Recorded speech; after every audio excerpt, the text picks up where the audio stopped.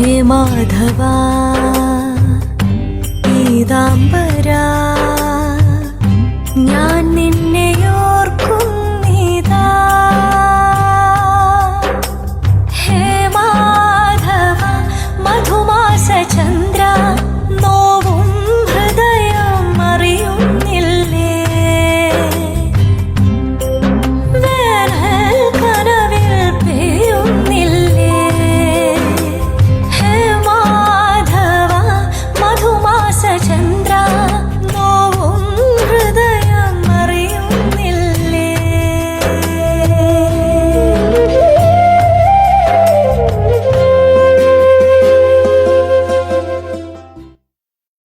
അച്ഛൻ ഇങ്ങോട്ട് വരുന്നതില് ഹരിയേട്ടന് എതിർപ്പൊന്നുമില്ലല്ലോ? ഇല്ല.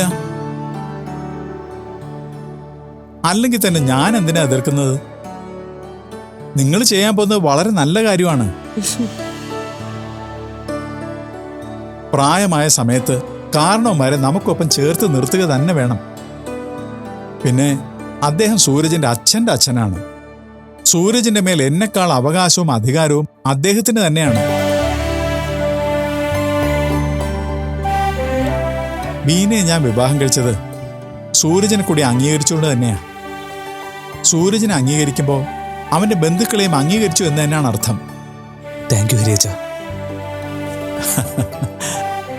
നിനക്കെന്താ മോനെ, നീ ധൈര്യമായിട്ട് മുത്തശ്ശനെ വിളിക്ക്. ഇനി അദ്ദേഹത്തെ ക്ഷണിക്കാൻ ഞാൻ കൂടി വരണമെങ്കിൽ അതിന് ഞാൻ തയ്യാറാ. അതൊന്നും വേണ്ട ഹരിയച്ച, ഞാൻ പറഞ്ഞോളാം. ശരി, മുത്തച്ഛന് യോജിച്ചൊരു ഓണക്കോടി നീ തന്നെ വാങ്ങിവെക്ക്. പൈസ ഞാൻ തരാം. ഓണക്കോടിയൊക്കെ ഞാൻ വാങ്ങിക്കൊടുത്തായിരുന്നു. ആണോ? അത് നന്നായി. ആ, ഇന്ന് തന്നെ മുത്തച്ഛനെ വിവരം അറിയിക്ക്.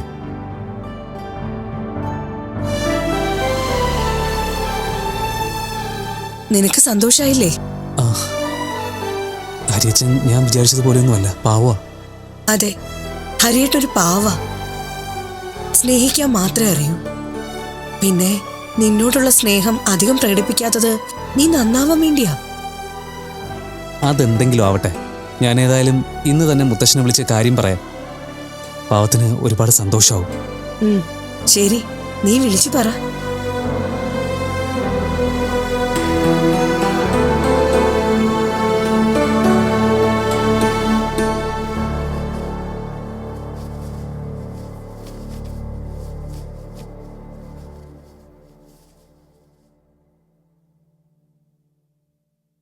നമ്മളെങ്ങോട്ടാണ് പോകുന്നത്?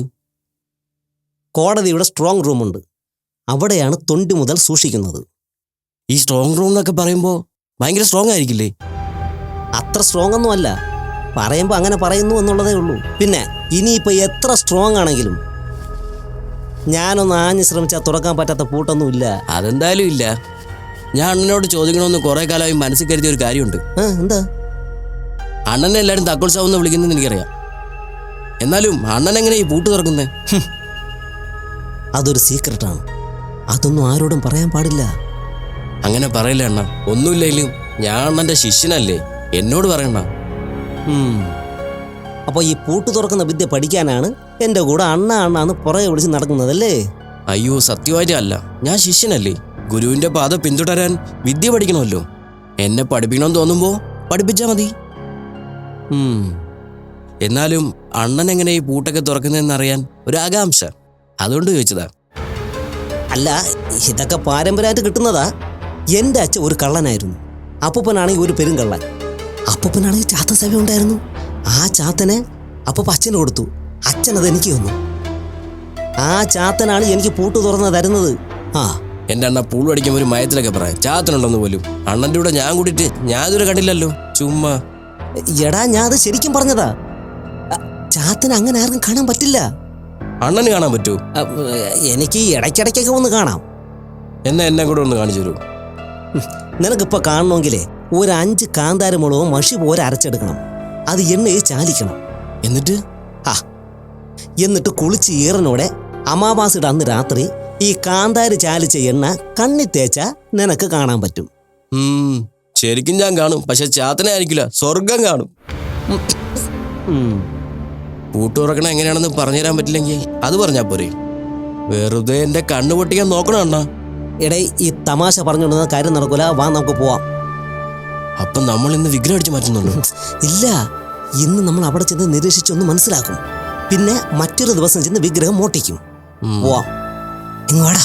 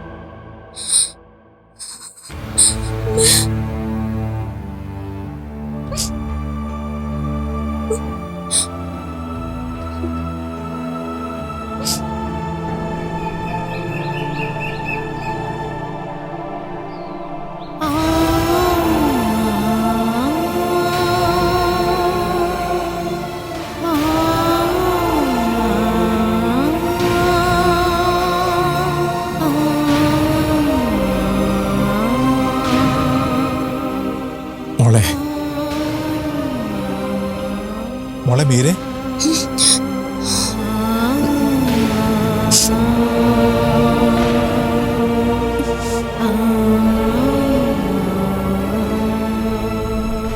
മോള് കരയായിരുന്നോ? ഇല്ലച്ചാ. ഒന്ന് അച്ഛന്റെ മുഖത്തേക്ക് നോക്കിയേ. മോളുടെ മുഖത്ത് എന്തെങ്കിലും മാറ്റം വന്നാ ആദ്യം അച്ഛനറിയാം. എന്താ എന്റെ മോളുടെ വിഷമം? ഞാൻ ഇന്നലെ അമ്മയെ സ്വപ്നം കണ്ടു. ആണോ? എന്താ കണ്ടത്? ഞാനും അമ്മയും ഒന്നിച്ചുള്ള കുഞ്ഞിലെയുള്ള കാര്യങ്ങളെല്ലാം കണ്ടു. അതിനാണോ മോള് കരഞ്ഞത്? അതിന് സന്തോഷിക്കുകയല്ലേ വേണ്ടത്? അറിയില്ല അച്ഛാ, അമ്മയെ കണ്ടത് മുതൽ മനസ്സിൽ എന്തോ വലിയ ഭാരം പോലെ. എന്തിന്? അമ്മ എപ്പോഴും എന്റെ മോളുടെ ഒപ്പം തന്നെയുണ്ട്. മോള് വിഷമിച്ച അത് അമ്മയ്ക്ക് സഹിക്കാനാവില്ല. അറിയാം. ഈശ്വരൻ എന്തിനാ എനിക്ക് ഇത്രയും വലിയൊരു സങ്കടം തന്നെന്ന് ഞാൻ എപ്പോഴും ഓർക്കാറുണ്ട്. എന്ത് സങ്കടം? എന്റെ അമ്മയുടെ സ്നേഹം കൊതി തീരെ അനുഭവിക്കാൻ എനിക്ക് ഭാഗ്യം ഉണ്ടായില്ലല്ലോ അച്ഛാ. മോളെ, എല്ലാ ഐശ്വര്യങ്ങളും ഭാഗ്യവും ഒന്നിച്ച് ഭഗവാൻ ആർക്കും കൊടുക്കില്ല. അങ്ങനെ കിട്ടിയാ പിന്നെ നമ്മൾ മനുഷ്യരും ഈശ്വരന്മാരും തമ്മിൽ എന്താ വ്യത്യാസം? എന്നാലും ഒരു മകളായ എന്റെ വളർച്ചകളൊന്നും നേരിട്ട് കാണാൻ എന്റെ അമ്മയ്ക്ക് ആയില്ലല്ലോ. മോളുടെ എല്ലാ പ്രവൃത്തികളും കണ്ടറിഞ്ഞ് മായ നമുക്കൊപ്പം തന്നെയുണ്ട്. അവൾക്കൊപ്പം ജീവിക്കാൻ നമുക്കാ ഭാഗ്യമില്ലാതെ പോയത്. മായയെ ഭാര്യയായി കിട്ടിയപ്പോ ഞാൻ ശരിക്കും അഹങ്കരിച്ചിരുന്നു. ഏതൊരു പുരുഷനും സ്വപ്നം കാണുന്ന എല്ലാ ഗുണഗണങ്ങളുമുള്ള ഒരാളായിരുന്നു അവള്. പക്ഷേ ആ ഭാഗ്യം അധികം നീണ്ടു നിന്നില്ല. ഞാൻ കാരണല്ലേ അച്ഛാ എന്റെ അമ്മ മരിച്ചത്. ഛേ, അങ്ങനൊന്നും പറയാതെ മോളെ. മോളുടെ മനസ്സ് വിഷമിച്ച മായ എന്നോടാകും പിണങ്ങ. മോളെ വിഷമിപ്പിക്കാതെ ഒന്നുപോലെ നോക്കിക്കൊള്ളാന്ന് ഞാൻ അവൾക്ക് വാക്കു കൊടുത്തതാ. ഈ നിമിഷം വരെ ഞാനത് പാലിക്കാൻ ശ്രമിച്ചിട്ടുണ്ട്. ഇല്ലേ? അച്ഛൻ എനിക്ക് വേണ്ടിയാ ജീവിച്ചെന്ന് എനിക്കറിയാം. എന്നിട്ടാണോ മോള് കരയുന്നത്? മോളുടെ കണ്ണ് നിറഞ്ഞാൽ ഈ അച്ഛൻ്റെ നെഞ്ച് പിളയ്ക്കും. അത് മോള് മറക്കരുത്. സോറി അച്ഛാ, അച്ഛനെ വിഷമിപ്പിക്കാനല്ല. അമ്മയെക്കുറിച്ച് ഓർത്തപ്പോ അറിയാതെ ഞാൻ. സാരമില്ല, അച്ഛന് മോളെ മനസ്സിലാവും. എൻ്റെ മായെപ്പോലെ തന്നെയാ മോള്. സ്വയം വിഷമിച്ചാലും ചുറ്റും നിൽക്കുന്നവർ സങ്കടപ്പെടാതിരിക്കാൻ ശ്രദ്ധിക്കും. മോള് വിഷമിക്കാതിരിക്കെ.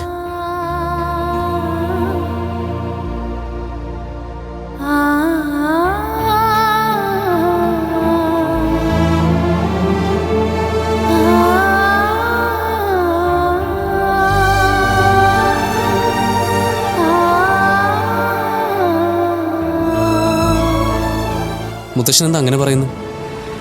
തിരുവോണത്തിന് സദ്യ കഴിക്കാൻ മുത്തശ്ശൻ എന്നോടൊപ്പം ഉണ്ടാകണമെന്നാണ് എൻ്റെ ആഗ്രഹം. അത് വേണ്ട സൂരജ്. എനിക്ക് ആ വീട്ടിലേക്ക് വരാൻ ഒട്ടും താല്പര്യമില്ല. അതിൻ്റെ കാരണമാണ് എനിക്ക് മനസ്സിലാവാത്തത്. ഹരിയച്ചനെ ഓർത്തിട്ടാണോ? ഹരിയച്ചൻ മുത്തശ്ശൻ അവിടെ വരുന്നതിന് യാതൊരു തടസ്സവും പറഞ്ഞിട്ടില്ല. അതെനിക്കറിയാം മോനെ. ഹരി നല്ലവനാ. അത് അയാളോട് ആദ്യം സംസാരിച്ചപ്പോൾ തന്നെ എനിക്ക് ബോധ്യമായതുമാണ്. പിന്നെ എന്താ തടസ്സം? മുത്തശ്ശൻ എന്താ ഞങ്ങൾക്കൊപ്പം ഓണം ആഘോഷിക്കാൻ താല്പര്യമില്ലേ? അതുകൊണ്ടല്ല. എനിക്ക് ഈ ഭൂമി സ്വന്തമെന്ന് പറയാൻ നീ മാത്രമേ ഉള്ളൂ. ആ നിനക്കൊപ്പം ഒരു നേരം ആഹാരം കഴിച്ചാൽ അതെന്റെ ഏറ്റവും വലിയ സന്തോഷമായിരിക്കും. അതാ എനിക്ക് മനസ്സിലാവാത്തത്. ഹരിയച്ചനോട് എതിർപ്പില്ല, എന്നോടൊപ്പം ഓണം ആഘോഷിക്കുന്നത് സന്തോഷവുമാണ്. പക്ഷെ അവിടേക്ക് വരാൻ പറ്റില്ല. അതിന്റെ കാരണം പറഞ്ഞൂടെ മുത്തശ്ശ? മോനെ, അറിവായ കാലം മുതൽ കഷ്ടപ്പെട്ട് തുടങ്ങിയ ആളാ ഞാൻ. ചെയ്യാത്ത പണികളില്ല, കഷ്ടപ്പെടാൻ മടിയില്ലായിരുന്നു. പക്ഷേ ആർക്കും അറിഞ്ഞുകൊണ്ട് ഒരു ദ്രോഹവും ഞാൻ ചെയ്തിട്ടില്ലായിരുന്നു.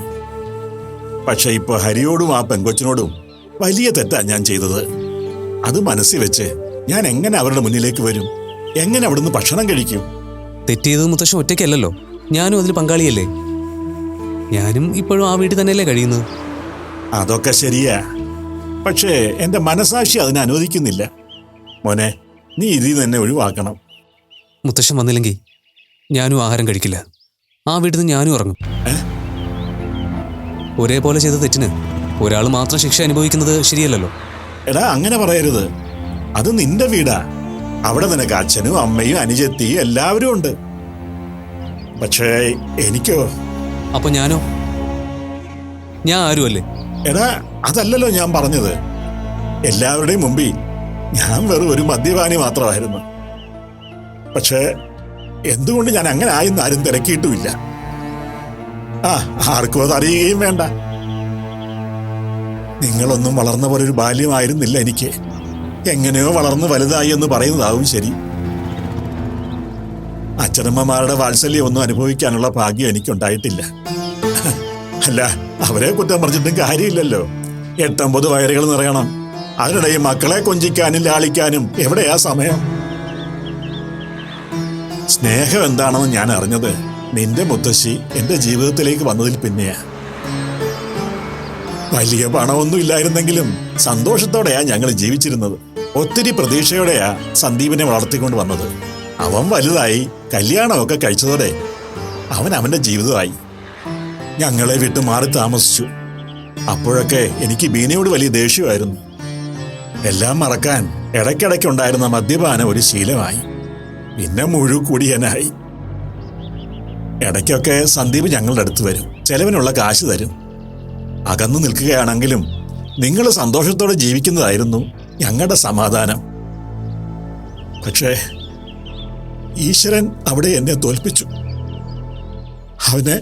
എന്റെ സന്ദീപിനെ എനിക്ക് നഷ്ടമായി. പിന്നെ ഞാൻ മരിച്ചു ജീവിക്കുകയായിരുന്നടാ. നീ വലുതായി എന്നെ തേടി വന്നതിന് ശേഷമാ ജീവിക്കണമെന്ന് എനിക്ക് തോന്നി തുടങ്ങിയത്.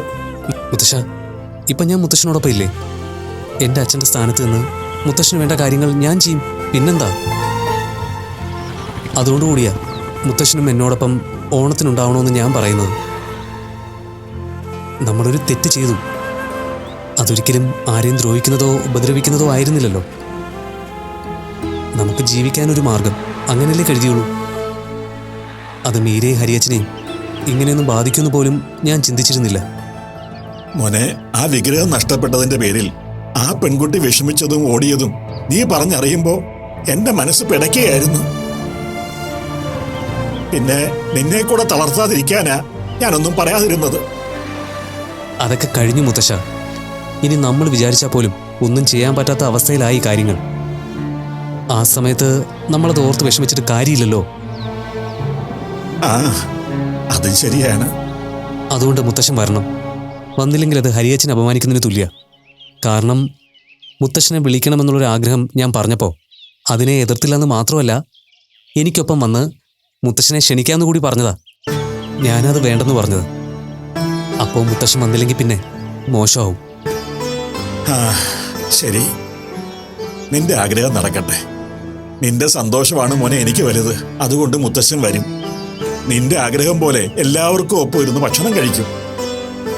പശ്ചാത്താപമാണ് ഏറ്റവും വലിയ പാപപരിഹാരമാണെന്നല്ലേ പറയാറ്. അപ്പൊ നമ്മളോട് ഭഗവാൻ ക്ഷമിക്കും. അതെ, അങ്ങനെ വിശ്വസിക്കാം. ഉം. എന്നാ ഞാൻ പോട്ടെ മുത്തശ്ശ. ആ ശരി.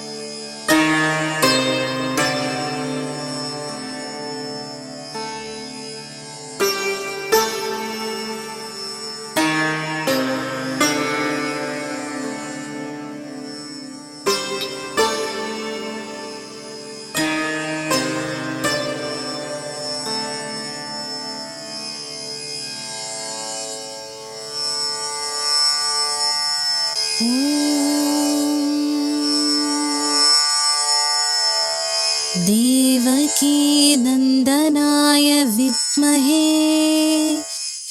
वासुदेवाय धीमहि तन्नो कृष्ण प्रचोदयात्। ॐ